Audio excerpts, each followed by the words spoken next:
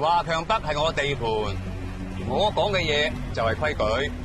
我是真的很想和您成为一起定规矩的人，但前提是啊，这个规矩要合法、合理、有未來。你先揾個律師俾我壓力，然後假惺惺嚟話同我傾生意。我條件好簡單嘅啫，切數就係自己人，唔切數係敵人。我这么和您说吧，我长这么大做的每一件事情，除了生我养我的父母，还有这个女人以外，都和生意有关系。你嘅生意就係官司，做生意嘛，肯定是雙方都要有利益咯，對不對？你兩夫婦就唔好夫唱婦隨啦。想我喺你呢度入貨賺差價，唔係華強北嘅做法。如果我想授权您使用泰山手机这个品牌，您怎么看？咁你會提成幾多1分不收。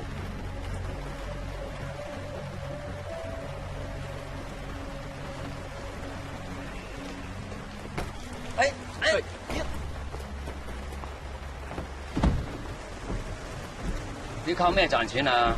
做善事？我有我的办法，您不用操心。想用泰山手机这个品牌，满足我2个条件：第一，统一店面广告；第二，统一售价。再在专利授权书上签个字，就这么简单，可以了。你想管住我啊？我没这个本事，倪老大。您生产手机用的是我的品牌，您卖的越多，赚的越多，而且价格不打架，多好啊！我聽講你係咩博士，冇兜圈啦。我只係個有啲小聰明嘅小商家啫。直接講，你圖咩？我跟您一样图钱了。您看看咱们华强北，霓虹闪烁，多么漂亮一个地方！这么好的一个市场，没有一台手机不是抄袭的，可惜不可惜？我也是个聪明人，我知道抄袭能赚快钱，但是这样做，迟早有一天会出事。我做泰山手机这个品牌，就是为了要规避这个风险。我之所以起诉您，就是要告诉您，您也一样有这个风险。设计手机的钱，我出了，别人我不敢说啊。您倪老大想贴牌，随您，我1分钱不拿。但是这个品牌呢，我是做定的，我们必须要有自己国家的手机。自己國家嘅手機？我们今天落后，不代表我们一直会落后。迟早有一天，我们的手机从里到外都是自己设计、自己生产的。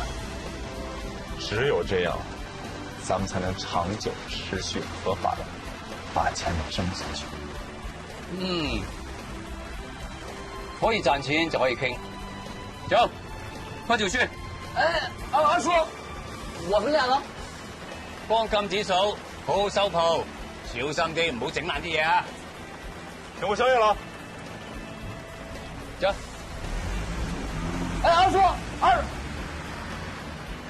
地都被你们搞脏了，记住擦地啦。大家说好了，明天早上8点，准时在公园门口见。哎，你不要给他们带早餐，我带你们到公园门口，公园里面去吃。那里面早餐可好吃了。你干嘛呀你？我赚钱不就是为了给你们花吗？明天，反正明天给他们少穿一点吧，太热了。好。行，那就明天中午见。早上。哎，你回来了？顺利吗？顺利啊。那倪志雄怎么说呀？答应品牌连锁了吗？没这么快。哎，买的夜宵啊！呀，好像有我最爱吃的虾。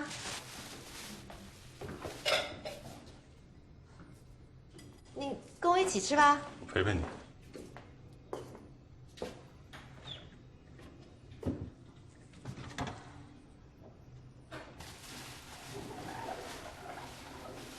打算什么时候告诉我？告诉你什么呀？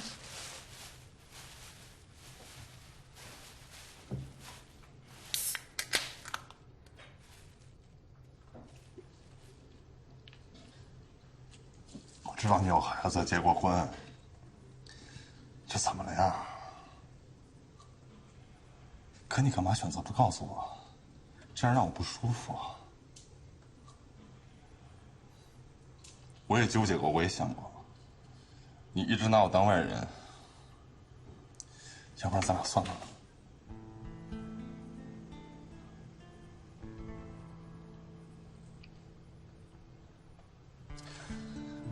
可我看你这样吧，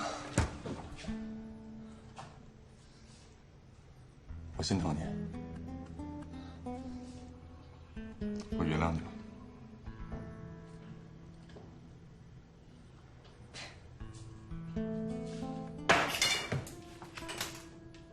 因为你谁啊？啊？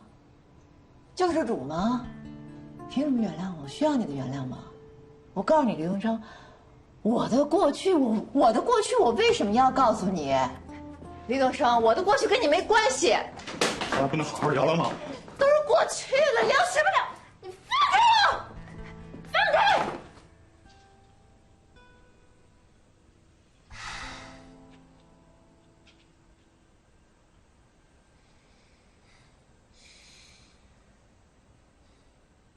他们只是过来过个周末，明天就回去了。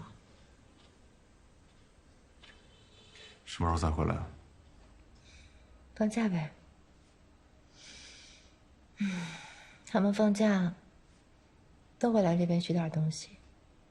我前夫是一个小学老师，孩子放假他也会放假，所以有更多的时间去陪他们。孩子自然也就盘给他了。这样也好。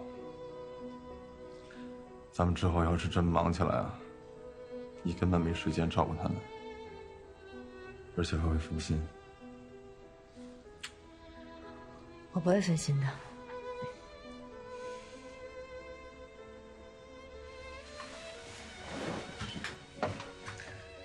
你平常想不想他们？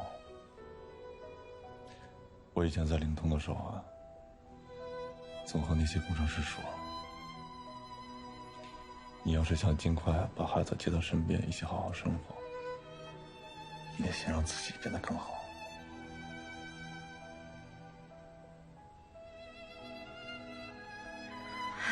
我还以为以为什么？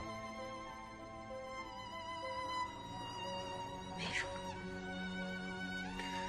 不过话说回来啊，你刚刚怼我的时候，真是太性感、太有魅力了。我觉得很多女人都应该向你取取经。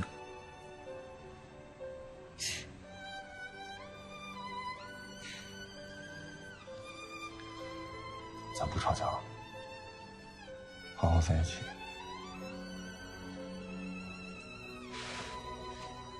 永远在一起。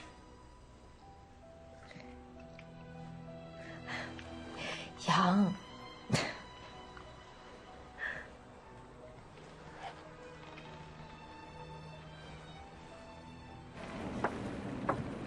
看什么呢？看这么认真。泰山手机的财务报表怎么样？说实话真的不错。如果你们的 MP4 芯片能赶在凯云和星光之前上市，助力他们再度大卖，我觉得泰山手机的未来我真的非常看好。而且鸿蒙资本应该也会入资。未来2年，只要你们的财务报表上做得好看一点，我觉得冲击 IPO 没问题的。真喜欢你现在这个样子，什么样子啊？专业又冷静。那可能是我以前做的太差了吧。其实我拿到鸿蒙资本这个工作真的不太容易。你知道的，硅谷的女投资人没多少，女性多多少少还是有些性别劣势。我特别不喜欢他们说女投资人情绪化、不够专业、不够冷静。我一定要撕掉这个标签。你一定可以的。哎，你知道今天小翠给我打电话了，她入手的那些公司上市了，她靠原始股赚了很多钱，真的是很多很多钱。所以呢，她就邀请我去做她的私人财务策划师，你说气不气人？啊，膨胀了，膨胀了。哎呀，真好呀！反正我现在就盼着我们领通能够顺利的上市成功，我好兑现太太们的承诺。你说他们熬了这么久，也真是挺不容易的。都不容易啊。你是不是没吃饭？服务员拿个菜单。今天晚上这顿饭就应该让小翠总来买单。小翠总，我们来点她一整本。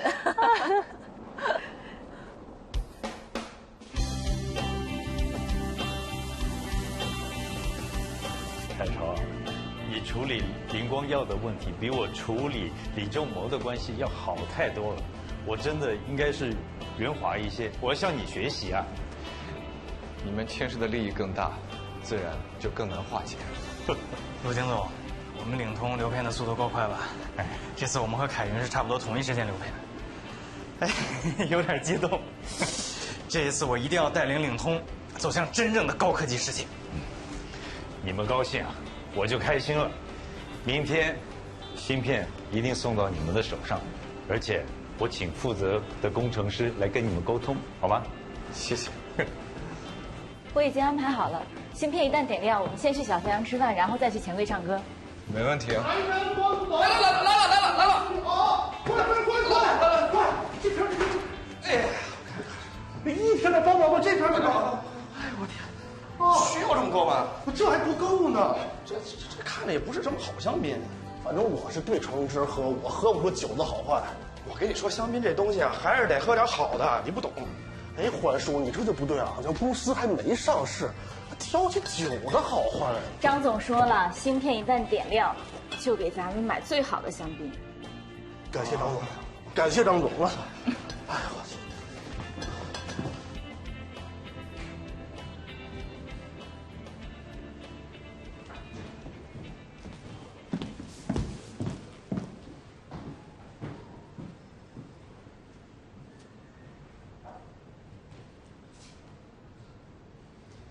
好久不见。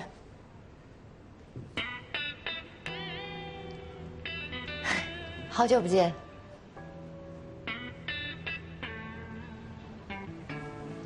我一直在关注你们的项目，发展的不错，进步也很大，希望以后有机会合作。好。来啦，怎么样？紧张吗？哪次流片不紧张？哎呀，反正第一次参加这个流片回来的情形，我很紧张。你会印象深刻的。走了。我跟你说，一打地铺谁身体好，看着老李身体还是好。咱们那天打地铺人一分钟还强，是不是？开始吗？必须的。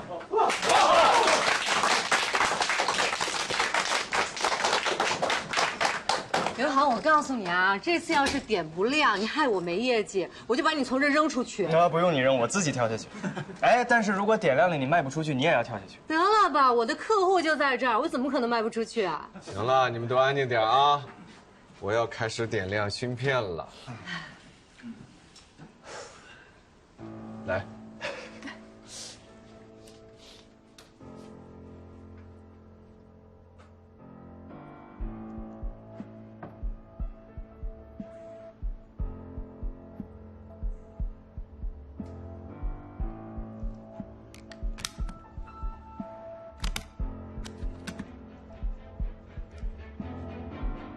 开始了啊！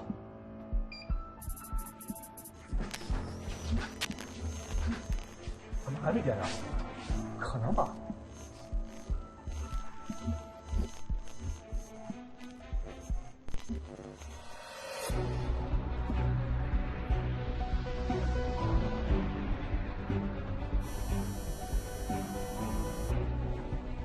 不可能啊！有白，再试一遍。再换一个。李希，帮我拿一下。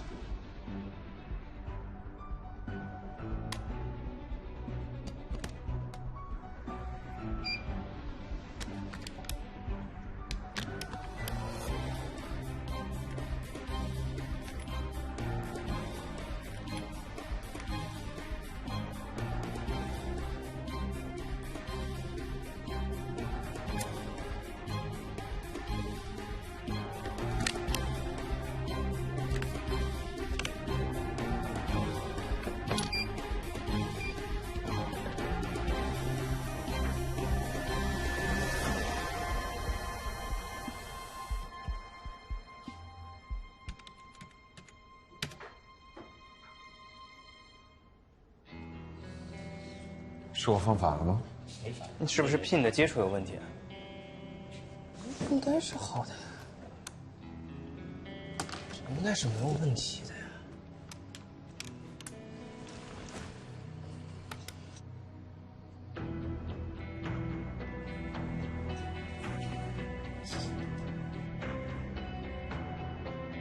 我们流片是失败了吗？李欣，你们先出去一下。对，销售跟客户在会更紧张。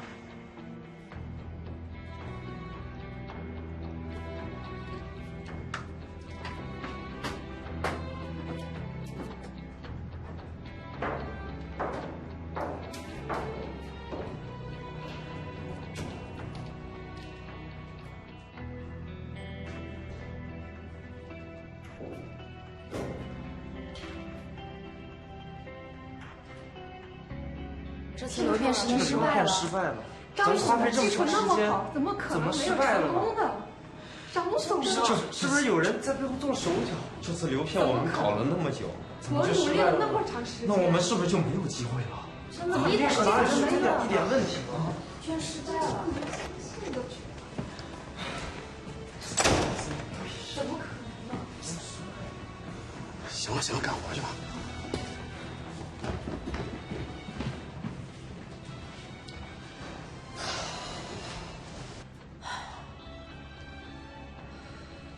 别担心，我们会等你们，和你们一起通力合作。有问题，我们一起解决。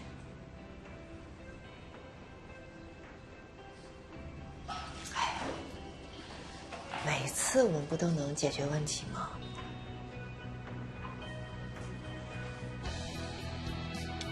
孩子，你不是在 IPG 上验证过吗？不是一样的代码？是啊，验证的时候是可以工作的。啊，当时我在现场，确实能正常工作。那怎么办？我们刚刚起来，是不是又要慌了？好了，李博士，别再着急了。海超，我们再验证一下，在仿真板上。行，你们继续检查问题吧。不过基带芯片比较复杂，有底层驱动，有射频的接口。如果芯片在硬件上，在仿真板上测试，需要2周吗？1周吧。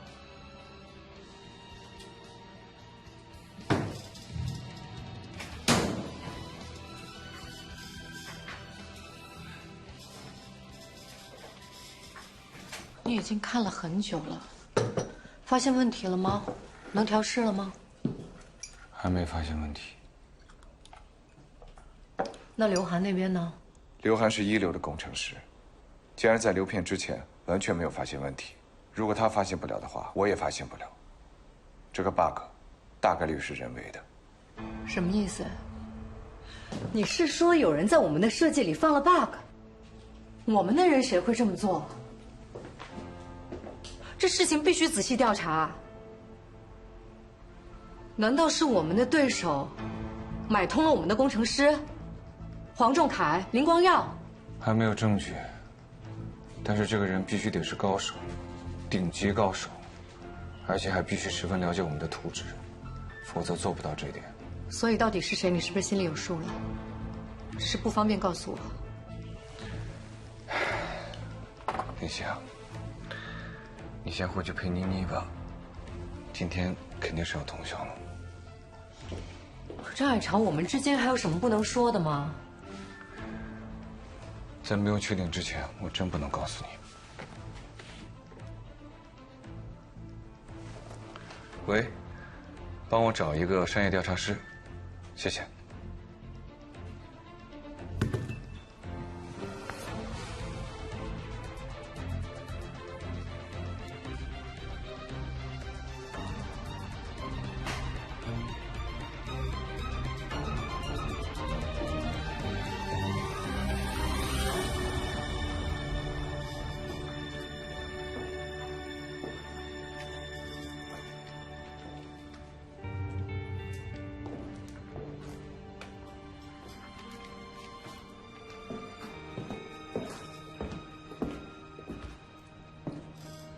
黄总，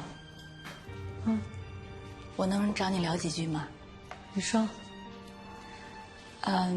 方便的话，我们到外面聊一下。行。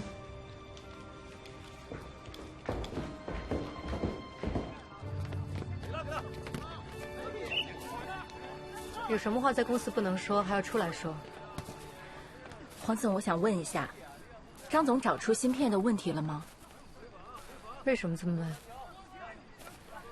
我能不能猜一猜原因？说。是不是有人，我们领通的人，故意在设计时放了看不出来的 bug？ 你为什么会这么说？我看过很多这方面的书，流片失败都属于重大事故，像刘涵那样的都没有发现，证明问题藏得很深。如果问题藏得深，那就是有人故意做的。这种事情以前在美国其他芯片企业发生过。姜维，你很好学啊。黄总，我很爱领通，我也很崇拜您做的事情，我想成为像您一样优秀的人。我喜欢有话直说，你刚才说的话我听明白了。你是在暗示我有内奸，所以你已经知道是谁了，对吗？您猜一猜，我怀疑谁？我不猜，我希望谁都不是。当然，从人品的角度来说，我们领通不可能出这样的败类。但是从情感的角度，就不一定了。你什么意思？我曾看到刘涵总和凯云的米兰达一起跑步，有说有笑，每天必跑，有时候1天2次，精力十足的。刘涵跟米兰达是好朋友，他们一起跑步也证明不了什么吧？我当然相信，但是他们俩的感情实在是太好了。有一次我看到刘涵总拿着笔记本电脑去咖啡厅和米兰达约会。黄总，爱情会让人疯狂，会让人做出所有不理智的事情。他被人利用，不可能吗？那我去找黄仲凯，试探一下。这个办法好。那今天你跟我说的话，不要告诉任何人。当然，我等您的消息。有什么需要我协助的，我一定愿意。Mission accomplished. What mission? 哦，也是，我们只是暗示，没有谁胁迫或者指挥。指挥胁迫太上不了台面了，这么不体面的方式，不适合我们。也对，就算是张海潮也找不出问题。他终归会的，毕竟人家是伟大的张海潮啊。但等到他找到问题的时候，我们的产品已经投放到市面了。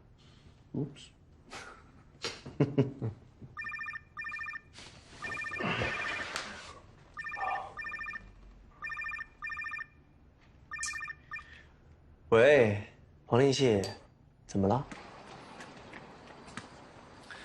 不会落魄到请我去个酒吧都请不起了吧？长江哪有酒吧？所以我自带啤酒。我记得你喝啤酒吧？啊，还是凉的。给你。黄仲凯，你真的是个很周到的人，而且我一直觉得你是个很有底线的人。谢谢。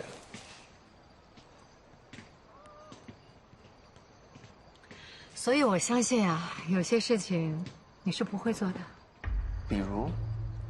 比如安插间谍、打探消息。这就叫没有底线的事情吗？做生意自古以来都是这样的呀。各凭本事打探消息，各凭本事买通对方的技术人员。那，如果你的技术人员能被我买通的话，你公司有问题。黄仲凯，安插商业间谍并不是违法，不违法就是有底线的事情。不违法就可以违背道德吗？该怎么跟你说呢 ？OK， 如果我爱着你，我追求你，这个事情也许是违背道德，但是不触犯法律，更不牵扯什么底不底线的事情。你这个比喻不恰当，非常恰当。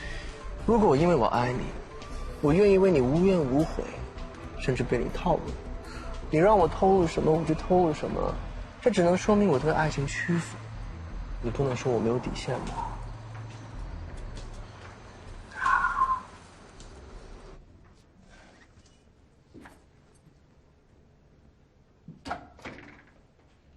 吃点瓜子儿来，马上。海潮回来了。哎，爸，哎，妈，我回来了。哦，回来了。你睡了？睡了。我去看看他。别去了，我有话跟你说。哎，你们有事啊？那我们先回屋。不用，他们聊事儿。爸妈，真不用。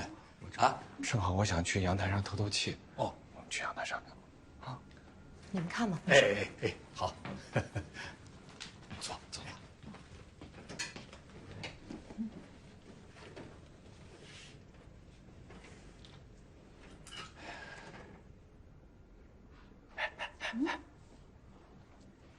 以后啊，他们俩要是早回来呀，我们就先回屋啊。你怎么会认为是刘涵？姜薇说，逃避这种事情是不能作数的。海潮，刘涵不是这样子的人。那如果他只是无意泄露呢？他只是太喜欢米兰达呢？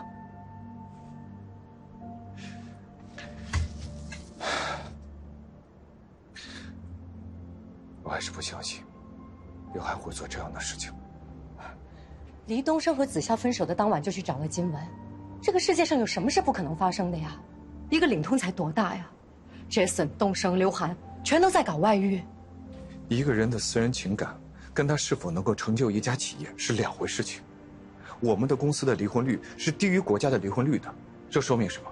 说明我们是一家正常的公司。我不跟你说这个，我就问你，如果真的是刘涵，你打算怎么处理呢？我还是不会相信是他。张海潮，这个世界上人性是最难琢磨的东西，女人、情感、金钱、利益，永远都是对人性最大的挑战。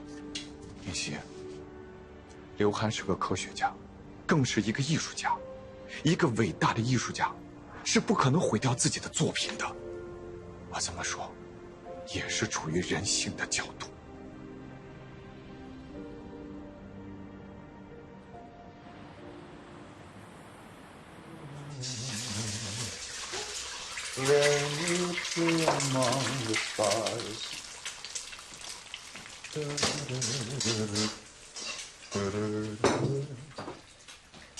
他们流片失败了，我看你一点也不着急。哎呀，有办法。有什么办法呀？怎么解决？手机呢？合同呢？船到桥头自然直。黄连熙当时跟我们签的合同里面明确的规定，我们如果要用芯片的话，必须得用他们领通的。现在我们已经花了这么多的精力，没有芯片我们怎么办？喝点奶，长身体。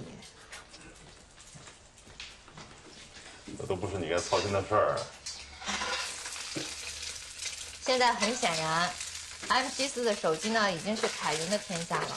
这才刚投放几天呢，啊，这反响就这么好，音质一流，一机难求。现在所有人都在抢着去给他们做什么配套的、什么软件的什么东西。反正我跟你说，他一旦占领了市场，那领通和我们就是死。我有办法。你有什么办法？总之呢，有我在，什么都不用担心。啊。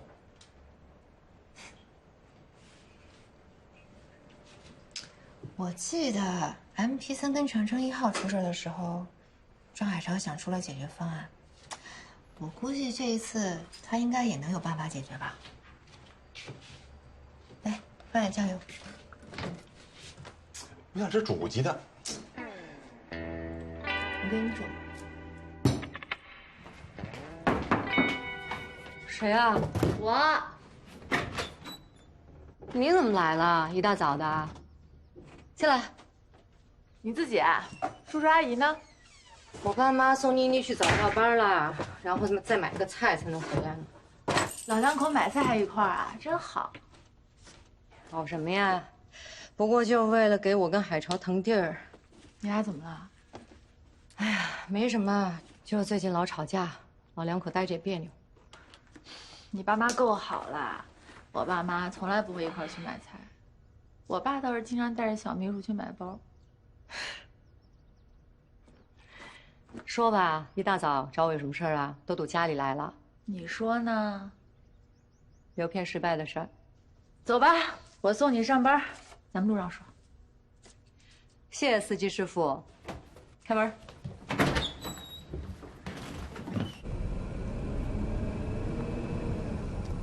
红木资本给你压力了？不光是红木，其他的资方也找我了，希望我能做个代表过来了解一下情况。这么速度？毕竟之前做的这么好，大家的期望值都上去了，总想着领通再做2款赚钱的产品就可以上市了呀。上市，满脑子都想着上市。投资人嘛，都是这样的，不上市怎么套现啊？没问题的，就是现在出了点 bug， 修复完就没事了。况且我们的手机零配件有供货的排他协议，就算是这样的话，黄正凯的摊子也不会铺这么快的。我知道，但是红木资本原本是找追加资金的，现在变成了观望，你知道吗？其实我们公司的资金还是够支撑一段时间的，情况没那么糟。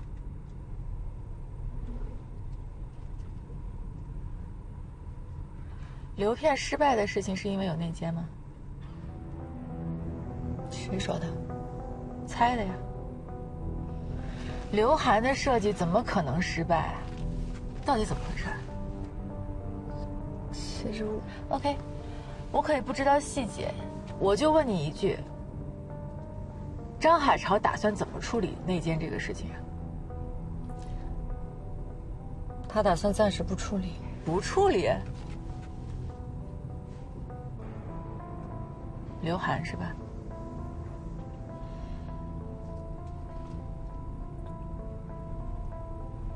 某然的。哎呀，看到他们一起跑步，一起拿着电脑去实验室，就这样，张海潮还不处理啊？那怎么办呢？他就是非常信任他呀。信任？亏了2000多万还信任？哎，都说女人是什么恋爱脑，我看男人才是兄弟脑吧？开什么玩笑啊！我告诉你，黄灵溪，这件事情你不查清楚，领通会被毁掉的。而且这件事情非常好查呀，如果方案被泄露过，那么刘涵的办公室里一定会留下蛛丝马迹的。那如果全都被销毁了呢？这世上不可能有完美的犯罪，我告诉你。而且当肾上腺素分泌过旺的时候，那些愚蠢的男人就算是没有证据，也会给你留下点证据的，这就是人性。说话越来越精辟了。哼，不是精辟，是经验。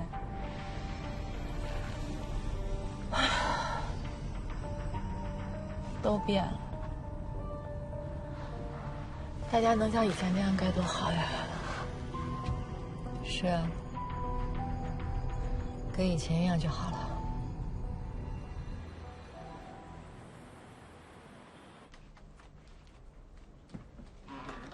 李总 ，Brian， 好久不见。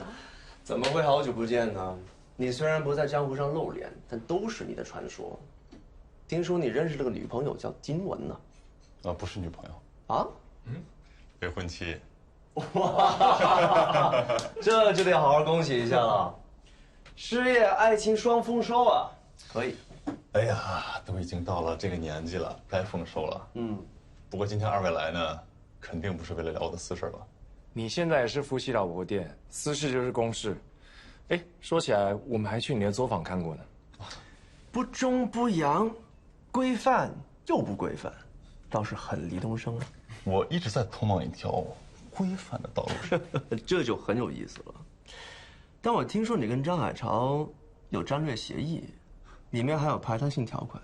既然有排他性，怎么还来见我？老朋友嘛，应该叙叙旧，毕竟当初你把我送进去，我也差点搞得你破产了。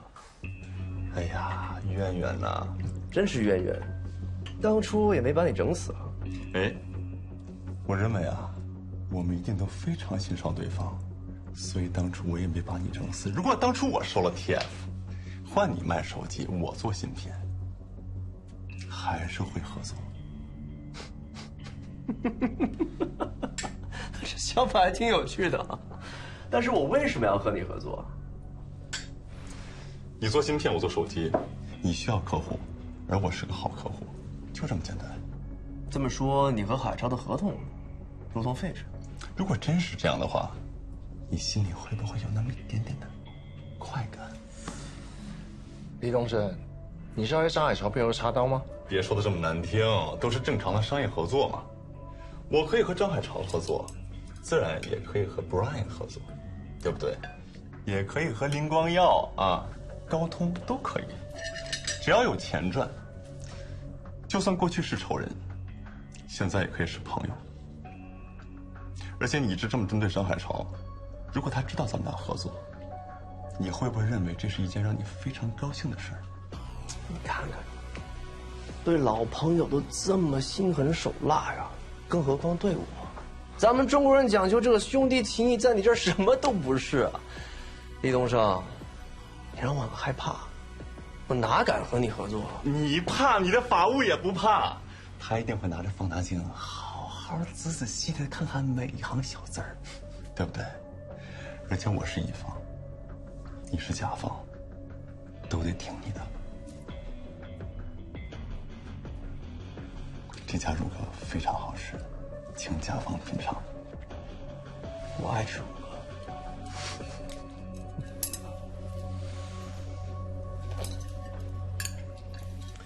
一给李东升生根橄榄枝，他就麻溜溜的顺着爬上来。我看你抛的也很起劲啊，他的每一句话都说在你心里。这些年啊，你真的不会放弃过任何一个让张海潮不舒服的机会。懂我啊？你说他会不会发现我们给他埋的雷？到现在还没发现，够迟钝。那代表我们的烟雾弹放得很好。不管怎么样，1年之内领通必须要破产。你说奇不奇怪？他们产品做的乱七八糟，测试一塌糊涂，领通是怎么可以撑到现在呢？想不明白。也许这就是野火烧不尽，春风吹又生的叶子吧。管他什么叶子了，反正这一次一定要一锤到底。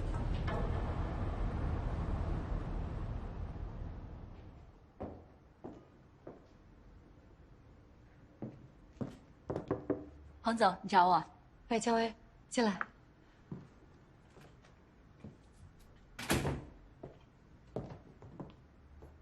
坐。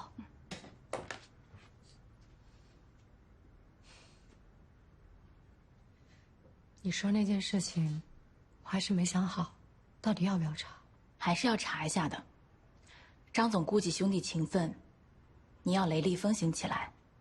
我建议，我来翻一下大家的资料。这样好吗？侵犯他人隐私，这在哪儿都是不对的。可现在真的有问题啊！公司动不动就是好几千万的损失，这怎么能行？